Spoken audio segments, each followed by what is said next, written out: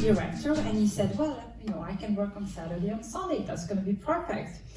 And obviously, time went on, and as you know, a gallery business doesn't exactly function that way. And the challenging of 3 years are very important challenges. Of searching for space in order to prove how important the crafts had become in the 20th century. And Daniel turned to me and he said, rent it. And I said, I have no money. And he said, go to the bank. So I went to Fidelity and I sat there and I got a $10,000 loan. They didn't want to give me any money because I had no collateral. And I was living alone with 2 children. And I refused to leave the building until they gave me the check. And they gave me the check and they forgot to sign it. And they ran after me afterwards anyway. That's how it began. So we opened at 1625 Spruce Street. I wasn't expecting when I really got started running my own business. And it's not so much the people who were in the immediate art world, like it certainly wasn't my peers who were men or other art galleries or other art dealers or colleagues in the field. But I initially was surprised at how much difficulty I had with vendors. And the people who are working with, who don't work for you and aren't part of the gallery, but work with you in some capacity. And this is where I learned how much I hate the word hobby. Goodness. I loathe that word so much that my staff actually had a t-shirt made for me that says it was never a fucking hobby.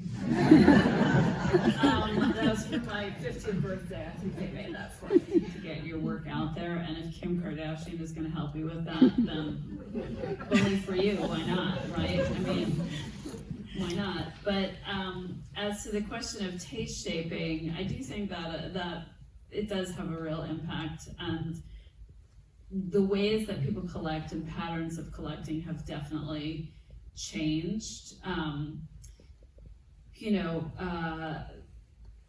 But there are all different ways to collect still today. I mean, I wish we had more of the serious, thoughtful collectors who, when you give them a book about an artist, they actually read it, and who are going to museum exhibitions instead of only going to art fairs. And of course, there are some of those people, and we all love them, and we are very dedicated to them because of it. But there are lots of other people as well, and there's a whole world of people now who buy art, collect art, acquire art, entirely online, and who don't have any connection or thoughts about the artist who made it or anything like that. Like, it's, that's the reality. But the way I see it is, if that's one more artist who's making a living doing what they love, then great.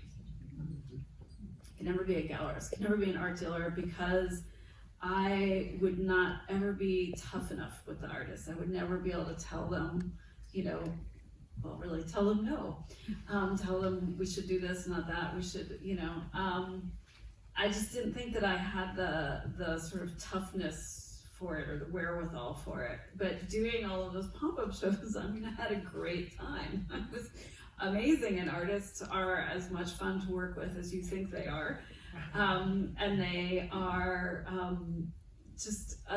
it's just amazing to be part of that process. And so over the course of that, I just thought to myself, I think I want to do this. And then a space became available. Well, it wasn't exactly available, but we made it available.